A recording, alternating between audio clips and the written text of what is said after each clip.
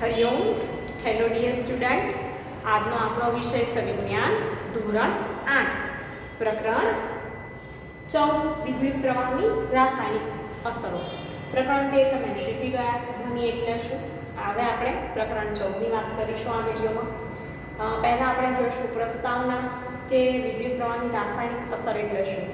ત્યારબાદ વિદ્યુત પ્રવાહનું વહન એટલે કે શું પ્રવાહીઓ વિદ્યુતનું વહન કરે છે તે જોઈશું. વિદ્યુત પ્રવાહની રાસાયણિક અસર જોઈશું. ઇલેક્ટ્રોપ્લેટિંગ એટલે શું તેની ચર્ચા કરીશું. હવે આ પાઠમાં શીખતા પહેલાં રાસાયણિક અસર શીખતા પહેલાં તમે નાના ધોરણમાં વિદ્યુત પ્રવાહ વિશે શીખી ગયા છો. વિદ્યુત પરિપથ વિશે શીખી ગયા છો, બરાબર છે. વિદ્યુત સુવાહક પદાર્થ અવાહક પદાર્થ વિશે પણ તમે નાના ધોરણમાં માહિતી મેળવી છે. તો અહીંયા આપણે શરૂઆત કરીએ પ્રસ્તાવનાથી.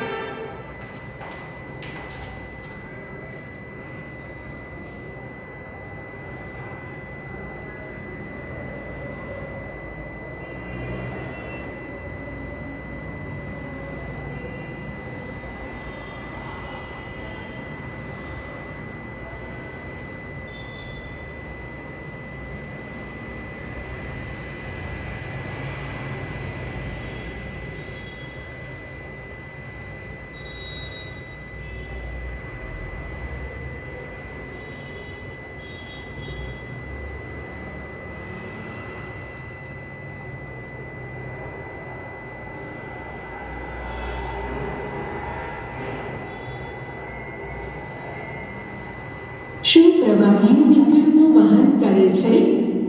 પ્રવાહી વિદ્યુતનું વહન કરે છે કે નહીં? વિદ્યાર્થી મિત્રો, પ્રસ્તાવના વિષયમાં અહીંયા થોડું કોન્ટેક્ટમાં પ્રોબ્લેમ થયો, કન્ટેન્ટમાં લોડિંગ ના થયું, એટલે આપણે પહેલાં જોઈશું કે શું પ્રવાહીઓ વિદ્યુતનું વહન કરે છે. તો પ્રવાહી વિદ્યુતનું વહન કરે છે કે નહીં તે માટે આપણે એ જ ટેસ્ટરનો ઉપયોગ કરી શકીએ જેને આપણે ધોરણ 6માં બનાવ્યું હતું. આના માટે તમારે શું કરવાનું કે ધોરણ 6માં પાઠ્યપુસ્તક જુઓ. 12મું ચેપ્ટર છે દ્વિતીય સત્રમાં વિદ્યુત તથા પરિપથ, એની માહિતી મેળવજો એટલે તમને ખ્યાલ આવશે. એ નહીં, એ માટે આપણે એ જ ટેસ્ટરનો ઉપયોગ કરી શકીએ જેની આપણે ધોરણ 6માં બનાવ્યું હતું. જો કે આપણે વીજકોષ એટલે કે સેલના સ્થાને હવે બેટરીનો ઉપયોગ કરીશું. ટેસ્ટરનો ઉપયોગ કરતા અગાઉ તે કાર્ય કરે છે કે નહીં તે આપણે તપાસી લેવું જોઈએ. હવે જો ટેસ્ટરનો ઉપયોગ કરતા અગાઉ તે કાર્ય કરે છે કે નહીં તે આપણે તપાસી લેવું જોઈએ. હવે કાર્ય કરે કે નહીં એ જ આપણને ખબર ના હોય તો પછી કેમની ખબર પડે? તે પહેલાં તપાસવાનું છે. પ્રવૃત્તિ ચેતવણી. પોતાના ટેસ્ટરની તપાસ કરતી વખતે તેના તારોના મુક્ત છેડાઓને માત્ર થોડી ક્ષણોથી વધારે સમય માટે સ્પર્શ ન કરાવો, નહીંતર બેટરીના સેલ બહુ જલ્દીથી સમાપ્ત થઈ જશે. હવે અહીંયા શું કીધું છે કે જ્યારે તમે આવું ટેસ્ટર બનાવો ને ત્યારે ટેસ્ટરના તપાસની પોતાના ટેસ્ટરની તપાસ કરતી વખતે તેના તારોના મુક્ત છેડાને માત્ર થોડીક ક્ષણોથી વધારે સમય માટે સ્પર્શ ન કરો. નહીંતર આ શું થાય કે બેટરીના જે સેલ હોય એ બંને કેવા થઈ જાય? સમાપ્ત થઈ જાય બહુ જલ્દીથી. એક ટેસ્ટર લો. ટેસ્ટરના મુક્ત છેડાઓને થોડી ક્ષણો માટે એકબીજા સાથે સ્પર્શ કરાવો. શું કરવાનું છે કે ટેસ્ટર તૈયાર કર્યું આવી રીતે બે સેલ, બલ્બ અને વાહકતા, અને થોડાક મુક્ત છેડાઓને થોડી ક્ષણો માટે એકબીજા સાથે શું કરાવવાના રહેશે? સ્પર્શ કરાવવાના રહેશે. આવું કરતાં જ વિદ્યુત પરિપથ પૂર્ણ થશે અને બલ્બ પ્રકાશિત થવો જોઈએ. જો બલ્બ પ્રકાશિત ન થાય તો સમજવું કે ટેસ્ટર કામ કરતું નથી. હવે જ્યારે તમે આખો પરિપથ પૂર્ણ થશે એટલે આપણે જાણીએ છીએ છઠ્ઠા ધોરણથી ભણી આવીએ છીએ, 7મામાં પણ ભણ્યા કે પરિપથ પૂર્ણ થાય એટલે બલ્બ શું થશે? પ્રકાશિત થશે. પણ જો બલ્બ પ્રકાશિત ન થાય તો સમજવું કે આપણું ટેસ્ટર કાર્ય કરતું નથી. શું તમે તેના અન્ય કોઈ શક્ય કારણ વિચારી શકો? એ શક્ય છે કે તારનું જોડાણ ક્યાંકથી ઢીલું હોય, અથવા બલ્બ ઉડી ગયો હોય, અથવા તમારા સેલ વપરાઈ ગયા હોય. હવે એવું પૂછાય પ્રશ્નમાં કે તમારું ટેસ્ટર છે એમાં બલ્બ પ્રકાશિત થતું નથી, તો એના કારણ શું હોઈ શકે? તો તારનું જોડાણ ક્યાંક ઢીલું થઈ ગયું હોય, બલ્બ ઉડી ગયો હોય કે સેલ વપરાઈ ગયા હોય તો પણ એવું થઈ શકે. કેવી રીતે? તો અહીંયા જુઓ કે તાર છૂટી ગયો છે, જોડાણ બરાબર નથી.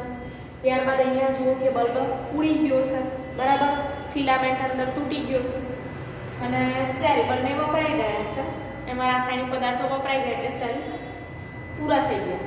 તો આ કારણ હોઈ શકે કે જેમાં બલ્બ પ્રકાશિત ન થાય. દર વખતે એવું જરૂરી નથી કે ટેસ્ટર કામ ના કરતું હોય, આ પણ કારણ હોઈ શકે છે. 2 માર્ક્સમાં પૂછાય તો લખવાના રહેશે. હવે તપાસ કરો બધા જોડાણો ચુસ્ત છે કે નહીં. જો જોડાણો અગાઉથી ચુસ્ત હોય તો બલ્બને બદલી નાખો. હવે ફરીથી તપાસો કે ટેસ્ટર કાર્ય ન કરતું હોય તો બેટરીને બદલી નાખો.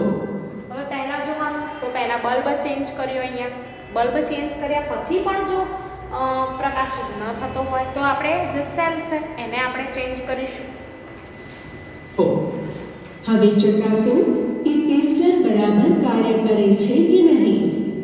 જો ટેસ્ટરના મુક્ત છેડા એકબીજાને સ્પર્શ કરતા બલ્બ પ્રકાશિત થાય તો ટેસ્ટર બરાબર કાર્ય કરે છે. આ રીતે જ્યારે ટેસ્ટર બરાબર રીતે કાર્ય કરતું થઈ જાય તો તેનો ઉપયોગ જુદા જુદા પ્રવાહીઓના પરીક્ષણ કરવા માટે કરી શકાય છે. પ્રવૃત્તિ: વપરાયેલી નકામી બોટલોના પ્લાસ્ટિકના થોડા નાના ઢાંકણાઓ એકત્ર કરીને તેમને સાફ કરો. એક ઢાંકણામાં 1 ટીસ્પૂન જેટલો લીંબુનો રસ અને બીજા ઢાંકણામાં વિનેગર રેડો. હવે જો અહીંયા પ્રવાહીમાં પ્રશ્ન છે કે શું પ્રવાહીઓ વિદ્યુતનું વહન કરે છે? એક પ્લાસ્ટિકના ઢાંકણામાં લીંબુનો રસ લીધો છે, બીજા ઢાંકણામાં શું લીધું? વિનેગર. અને પછી જોવાનું કે ટેસ્ટર કાર્ય કરે. હવે તમારા ટેસ્ટરને આ ઢાંકણાની નજીક લાવીને તેના છેડાઓને લીંબુના રસ અને વિનેગરમાં વારાફરતી ડુબાડો. ધ્યાન રાખો કે બંને છેડાઓ પરસ્પર 1 સેન્ટીમીટરથી વધારે અંતરે ન હોય. હવે આ જે છેડાઓ છે એ જોવાનું કે 1 સેન્ટીમીટરથી ક્યાં હોવા જોઈએ? દૂર હોવા જોઈએ. અને સાથે સાથે એકબીજાને સ્પર્શ પણ ન કરે. શું ટેસ્ટરનું બલ્બ પ્રકાશિત થાય છે? હા, બલ્બ પ્રકાશિત થાય છે. હવે અહીંયા જુઓ ટેસ્ટરનો બલ્બ પ્રકાશિત થાય છે, તો હા, ટેસ્ટરનો બલ્બ પ્રકાશિત થાય છે. શું લીંબુનો રસ અને વિનેગર એ વિદ્યુતનું વહન કરે છે? જ્યારે ટેસ્ટરના 2 છેડાઓ વચ્ચેનું પ્રવાહી પોતાનામાંથી વિદ્યુત પ્રવાહ પસાર થવા દે છે ત્યારે ટેસ્ટરનો પરિપથ પૂર્ણ થાય છે. હવે તમે અહીંયા વિચારો કે લીંબુનો રસ લીધો છે અને વિનેગર લીધું, તો લીંબુનો રસ અને વિનેગરમાં બંનેમાં વિદ્યુત પ્રવાહ પસાર થઈ શકે છે, પરિપથ પૂર્ણ પણ થયો અને બલ્બ પ્રકાશિત પણ થયેલો દેખાય છે કે ટેસ્ટરના 2 છેડાઓ વચ્ચેનો પ્રવાહી પોતાનામાંથી વિદ્યુત પ્રવાહ પસાર થવા દે છે ત્યારે ટેસ્ટરનો પરિપથ પૂર્ણ થાય છે. તો અહીંયા તમને ટેસ્ટરનો પરિપથ પૂર્ણ થયેલો દેખાય છે? હા. અને બલ્બ પ્રકાશિત થયેલો પણ દેખાય છે. પરિપથમાં પ્રવાહ પસાર થાય છે અને બલ્બ પ્રકાશિત થાય છે. લીંબુના રસ કે વિનેગરને તમે સુવાહક કે મંદ વાહકમાંથી કયા વર્ગમાં વર્ગીકૃત કરશો? હવે લીંબુના રસ કે વિનેગરને તમે સુવાહક કે મંદ વાહકમાંથી કયા વર્ગમાં વર્ગીકૃત કરશો? તો તમે જાણો છો કે લીંબુનો રસ સુવાહક અને કહેવાય. વિનેગરને વિદ્યુતની સુવાહક વર્ગમાં વર્ગીકૃત કરીશું. હવે 6થા ધોરણમાં અને 7મા ધોરણમાં શીખી ગયા. વિદ્યુત સુવાહક પદાર્થ એટલે શું? વિદ્યુત અવાહક પદાર્થ એટલે શું? તો જે પદાર્થો પોતાનામાંથી વિદ્યુત પ્રવાહ પસાર થવા દે તેને વિદ્યુત સુવાહક પદાર્થ કહેવાય છે.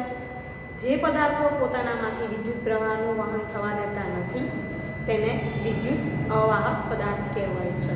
અહીંયા લીંબુનો રસ અને વિનેગર એ બંને પોતાનામાંથી વિદ્યુત પ્રવાહ પસાર થવા દે છે, એટલા માટે તેને વિદ્યુત સુવાહક પદાર્થ કહેવાય છે.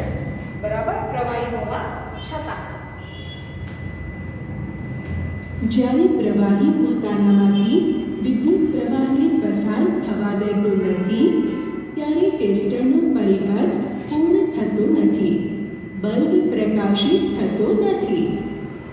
હવે જો જ્યારે પ્રવાહી છે એ પોતાનામાંથી વિદ્યુત પ્રવાહને પસાર થવા દેતું નથી ત્યારે ટેસ્ટરનો પરિપથ પૂર્ણ થતો નથી અને બલ્બ પ્રકાશિત થતો નથી. વિદ્યુતનું મંદવાહક વર્ગમાં વર્ગીકૃત કરીશું. કોઈ પરિસ્થિતિમાં પ્રવાહી વાહક હોવા છતાં પણ શક્ય છે કે બલ્બ પ્રકાશિત ન થાય. તેનું શું કારણ હોઈ શકે? હવે તમારા માટે પ્રશ્ન છે વિચારવાનો કે કોઈ પરિસ્થિતિમાં પ્રવાહી તો વાહક હોય છતાં પણ શક્ય છે કે બલ્બ પ્રકાશિત ન થાય, તો શું કારણ હોઈ શકે? વિચારો. શું તમને યાદ છે કે બલ્બમાંથી વિદ્યુત પ્રવાહ પસાર થાય ત્યારે બલ્બ પ્રકાશિત કેમ થાય છે? વિદ્યુત પ્રવાહની ઉષ્મીય અસરને લીધે બલ્બનો ફિલામેન્ટ ઊંચા તાપમાન સુધી ગરમ થાય છે અને તે પ્રકાશિત થવાનું શરૂ કરે છે. હવે જો વિદ્યુત પ્રવાહની ઉષ્મીય અસરને લીધે બલ્બનો ફિલામેન્ટ છે એ ઊંચા તાપમાન સુધી અસર થાય, ગરમ થાય અને પ્રકાશિત થવાનું શરૂ કરી દે છે. તો યાદ રાખજો, હવે પહેલાં આપણે શીખીશું વિદ્યુત પ્રવાહની ઉષ્મીય અસર એટલે શું અને પછી જોઈશું રાસાયણિક અસર. તો આપણે જાણીએ છીએ કે ફિલામેન્ટ છે એ ઊંચા તાપમાનથી ગરમ થાય અને પછી પ્રકાશિત થાય છે, તો એ ઉષ્મીય અસર છે. જો પરિપથમાં વિદ્યુત પ્રવાહ નિર્બળ હોય તો ફિલામેન્ટ પૂરતું ગરમ ન થવાને કારણે તે પ્રકાશિત થતો નથી. હવે આગળ પ્રશ્ન તો કે કેમ પ્રકાશિત થતો નથી? તો યાદ રાખજો કે જો પરિપથમાં વિદ્યુત પ્રવાહ નિર્બળ હોય તો ફિલામેન્ટ પૂરતો ગરમ ન થવાને કારણે તે પ્રકાશિત થતો નથી. બરાબર, ફરીથી કહું છું પ્રશ્ન કે જો પરિપથમાં વિદ્યુત પ્રવાહ આ જે લઈએ છીએ આપણે એ નિર્બળ હોય એના લીધે ફિલામેન્ટ પ્રકાશિત થતો નથી. પરિપથમાં વિદ્યુત પ્રવાહ નિર્બળ કેમ હોય છે? જો કે કોઈ પદાર્થ વિદ્યુતનું વહન કરી શકે પરંતુ એ શક્ય છે કે તે ધાતુની જેમ સરળતાથી વિદ્યુત વહન ન કરી શકતો હોય તો પણ ટેસ્ટરનો પરિપથ પૂર્ણ થઈ જાય છે, જેના કારણે તેમાં પસાર થતો વિદ્યુત પ્રવાહ બલ્બને પ્રકાશિત કરવા માટે નિર્બળ હોઈ શકે છે. હવે અહીંયા જુઓ કે કેમ નિર્બળ હોઈ શકે? તો જો કોઈ પદાર્થનું વિદ્યુતનું વહન કરી શકે પરંતુ ધાતુની જેમ સરળતાથી વહન ન કરી શકતો હોય તો પણ ટેસ્ટરનો પરિપથ પૂર્ણ થઈ જાય અને જેના કારણે તેમાંથી પસાર થતો વિદ્યુત પ્રવાહ છે જે એ બલ્બને પ્રકાશિત કરવા માટે કેવો હોઈ શકે? નિર્બળ હોઈ શકે. બરાબર, વહન થઈ જાય પણ ધાતુની જેમ સરળતાથી ના થાય એટલા માટે પરિપથ પૂર્ણ તો થઈ જાય પણ પ્રકાશિત ન થાય, બલ્બ એ નિર્બળ હોઈ શકે. શું આપણે કોઈ એક અન્ય ટેસ્ટર બનાવી શકીએ જે નિર્બળ પ્રવાહને પણ શોધી શકે? ટેસ્ટરમાં વિદ્યુત બલ્બના સ્થાને એલઈડીનો ઉપયોગ કરી શકો છો. એલઈડી નિર્બળ વિદ્યુત પ્રવાહ પસાર થતો હોય તો પણ પ્રકાશિત થાય છે. હવે આપણે શાળાના 6થા અને 7મા ધોરણમાં વિદ્યુત પરિપથવાળો પ્રયોગ કરીએ છીએ, બરાબર, વર્ગખંડમાં. તો હું તમારી પાસે એ બધું મંગાવું તો તમે એલઈડી લઈને આવતા હોવ છો. બલ્બ તો પ્રકાશિત એટલા નાના સેલમાં ક્યાંથી કરીએ આપણે, પણ આપણે શું કરતા હોઈએ છીએ? એલઈડીને પ્રકાશિત કરતા હોઈએ છીએ. એલઈડીના બંને છેડા પર વાહક તાર જોડી સેલ સાથે જોડી અને આપણે એલઈડીને શું કરીએ છીએ? પ્રકાશિત કરીએ. આપણો પ્રયોગ હોય છે. મેં તમને 6 અને 7 ધોરણમાં સમજાવ્યું છે અને બતાવ્યો પણ છે પ્રયોગ. તો અહીંયા ટેસ્ટરમાં વિદ્યુત બલ્બના સ્થાને આપણે શેનો ઉપયોગ કર્યો? એલઈડી. એલઈડીનું પૂરું નામ છે લાઇટ એમિટિંગ ડાયોડ. આગળ આવશે ભણવાનું, યાદ રાખજો. એલઈડી નિર્બળ વિદ્યુત પ્રવાહ પસાર થતો હોય તો પણ પ્રકાશિત થાય છે. એલઈડી શું છે તે જાણીએ.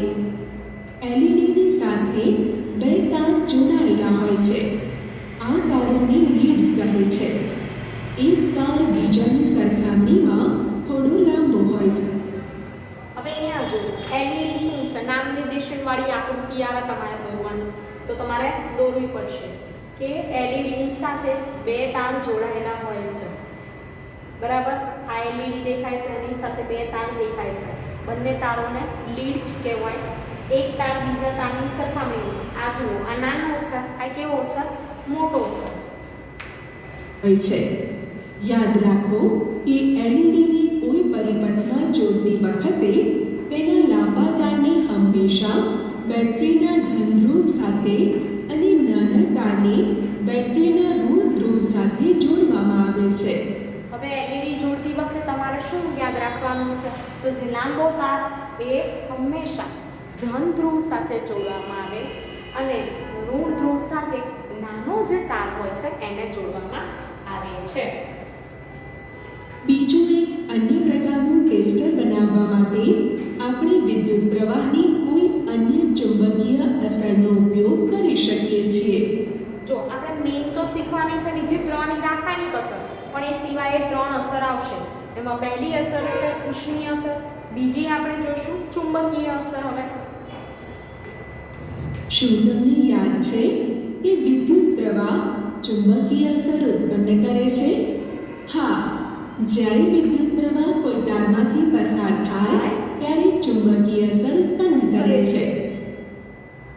જ્યારે કોઈ તારમાંથી વિદ્યુત પ્રવાહ પસાર થાય છે ત્યારે તેની પાસે રાખેલ ચુંબકીય સોયને શું થાય છે? વિદ્યુત પ્રવાહ બહુ ઓછો હોવા છતાં પણ ચુંબકીય સોયનું કોણાવર્તન જોઈ શકાય છે. હવે જો વિદ્યાર્થી મિત્રો કે વિદ્યુત પ્રવાહ બહુ ઓછો હોવા છતાં પણ ચુંબકીય સોયનું કોણાવર્તન શું થાય, જોઈ શકાય. તમે વિદ્યુત પ્રવાહ પસાર કરશો એટલે અહીંયા ચુંબકીય સોય કોણાવર્તન દર્શાવે એટલે શું થાય, પોતાનું સ્થાન છે. ફેરફાર કરે. શું આપણે વિદ્યુત પ્રવાહની ચુંબકીય અસરનો ઉપયોગ કરીને કોઈ ટેસ્ટર બનાવી શકીએ? ચાલો આપણે જોઈએ. પ્રવૃત્તિ: માચિસની ખાલી ડબ્બી લો. આ માચિસની ખાલી ડબ્બીમાંથી ટ્રે બહાર કાઢો. ટ્રેની અંદર એક નાની ચુંબકીય સોય મૂકો. ટ્રે પર એક વિદ્યુત તારના થોડા આંટા વીંટાળો. હવે કેવી રીતે? તો આપણે માચિસ બોક્સની ડબ્બી હોય એ લઈ શકાય. એમાં આવી રીતે ચુંબકીય સોય મૂકવાની, એની ઉપર આવી રીતે તાર વીંટાળવાના. તારના એક મુક્ત છેડાને બેટરીના એક છેડા સાથે જોડો. તારના બીજા છેડાને મુક્ત રાખો. પછી શું કર્યું કે તારના એક છેડાને બેટરીના એક છેડા સાથે જોડો, બીજા છેડાને આવી રીતે વાયર સાથે જોડી મુક્ત રાખવાનું છે. તારનો એક બીજો ટુકડો લઈ બેટરીના બીજા ટર્મિનલ સાથે જોડો. બંને તારના મુક્ત છેડાઓને ક્ષણ માત્ર માટે જોડો. ચુંબકીય સોય એ કોણાવર્તન દર્શાવવું જોઈએ. તમારું તારના બે મુક્ત છેડાવાળું ટેસ્ટર તૈયાર છે. બરાબર, આવી રીતે હોય. પછી જ્યારે તારને જોડવામાં આવે ત્યારે શું દર્શાવે છે, કોણાવર્તન દર્શાવે છે. હવે આ ટેસ્ટરનો ઉપયોગ કરીને પુનરાવર્તન કરો. શું ટેસ્ટરના મુક્ત છેડાઓને લીંબુના રસમાં ડુબાડતા તરત જ તમને ચુંબકીય સોયમાં કોણાવર્તન દેખાય છે? હવે જુઓ, આ ટેસ્ટરને શેમાં બે છેડાને શેમાં ડુબાડ્યા? તો લીંબુના રસમાં. લીંબુના રસમાં ડુબાડ્યા તરત જ શું થયું કે ચુંબકીય સોય એ ફરી ગઈ એટલે કોણાવર્તન દર્શાવે. હા, ચુંબકીય સોય કોણાવર્તન દર્શાવે છે. લીંબુનો રસ વિદ્યુતનું સુવાહક છે. ટેસ્ટરના છેડાઓને લીંબુના રસમાંથી બહાર કાઢી દો. તેમને પાણીમાં ડુબાડો અને લૂછીને સૂકવો. પ્રત્યેક પ્રવાહીનું પરીક્ષણ કર્યા પછી પાણીમાં ધોઈને તથા લૂછીને સૂકવવાનું અવશ્ય યાદ રાખો. હવે આપણે જ્યારે પ્રવાહીનું આવી રીતે કરીએ ટેસ્ટિંગ ત્યારે શું કરવાનું, પરીક્ષણ કરીએ ત્યારે કે એને પાણીમાં ધોવાના પછી આવી રીતે લૂછવાના અને પછી સૂકવવા જરૂરી છે. નહીંતર શું થાય, ધારો કે લીંબુનો રસ લીધો હોય અને પછી આ જે પાહકાના છેડા છે એને આપણે ધોઈએ નહીં, સૂકવીએ નહીં, કે આવી રીતે સાફ ના કરીએ અને પછી બીજા કોઈ પ્રવાહીમાં મૂકીએ તો શું થાય, તો બરોબર યોગ્ય પરીક્ષણ કરી શકાય નહીં. એટલા માટે એને વ્યવસ્થિત ધોઈ સાફ કરવાના. આ પ્રવૃત્તિનું અન્ય પ્રવાહીઓ જેવા કે વિનેગર, નળનું પાણી, વનસ્પતિ તેલ, દૂધ, મધ, ઘી, છાશ, નિસ્યંદિત પાણી વગેરે સાથે પુનરાવર્તન કરો. દરેક કિસ્સામાં જુઓ કે ચુંબકીય સોય પુનરાવર્તન દર્શાવે છે કે નહીં. હવે વિદ્યાર્થી મિત્રો તમારે જોવાનું, વિનેગર, નળનું પાણી, વનસ્પતિ તેલ, દૂધ, મધ, ઘી, છાશ, નિસ્યંદિત પાણી. તમારા અવલોકનો કોષ્ટકમાં નોંધો. એસ્ટરના મુક્ત છેડાઓને લીંબુના રસમાં ડુબાડતા તરત જ તમને ચુંબકીય સોયમાં કોણાવર્તન દેખાય છે. હા, ચુંબકીય સોય કોણાવર્તન દર્શાવે છે. લીંબુનો રસ વિદ્યુતનું સુવાહક છે. એસ્ટરના મુક્ત છેડાઓને વિનેગરમાં ડુબાડતા તરત જ તમને ચુંબકીય સોયમાં કોણાવર્તન દેખાય છે. હા, ચુંબકીય સોય કોણાવર્તન દર્શાવે છે. વિનેગર વિદ્યુતનું સુવાહક છે. એસ્ટરના મુક્ત છેડાઓને નળના પાણીમાં ડુબાડતા તરત જ તમને ચુંબકીય સોયમાં કોણાવર્તન દેખાય છે. હા, ચુંબકીય સોય કોણાવર્તન દર્શાવે છે. નળનું પાણી વિદ્યુતનું સુવાહક છે. એસ્ટરના મુક્ત છેડાઓને વનસ્પતિ તેલમાં ડુબાડતા તરત જ તમને ચુંબકીય સોયમાં કોણાવર્તન દેખાય છે. ના, ચુંબકીય સોય કોણાવર્તન દર્શાવતી નથી. વનસ્પતિનું તેલ વિદ્યુતનું મંદવાહક છે. એસ્ટરના મુક્ત છેડાઓને દૂધમાં ડુબાડતા તરત જ તમને ચુંબકીય સોયમાં કોણાવર્તન દેખાય છે. હા, ચુંબકીય સોય કોણાવર્તન દર્શાવે છે. દૂધ વિદ્યુતનું સુવાહક છે. એસ્ટરના મુક્ત છેડાઓને મધમાં ડુબાડતા તરત જ તમને ચુંબકીય સોયમાં કોણાવર્તન દેખાય છે. ના, ચુંબકીય સોય કોણાવર્તન દર્શાવતી નથી. મધ વિદ્યુતનું મંદવાહક છે.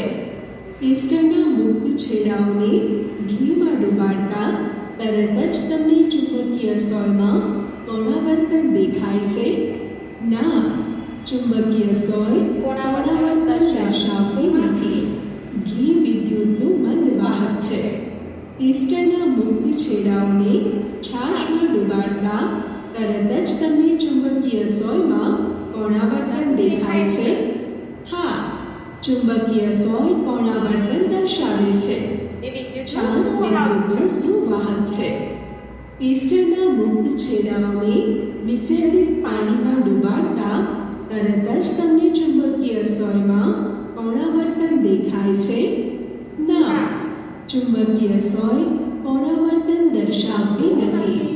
નિસ્યંદિત પાણી વિદ્યુતનું મંદવાહક છે. પોસ્ટર પરથી આપણે જોઈએ છે કે થોડા પ્રવાહી વિદ્યુતના સુવાહક છે અને અને થોડા વિદ્યુતના મંદવાહક છે.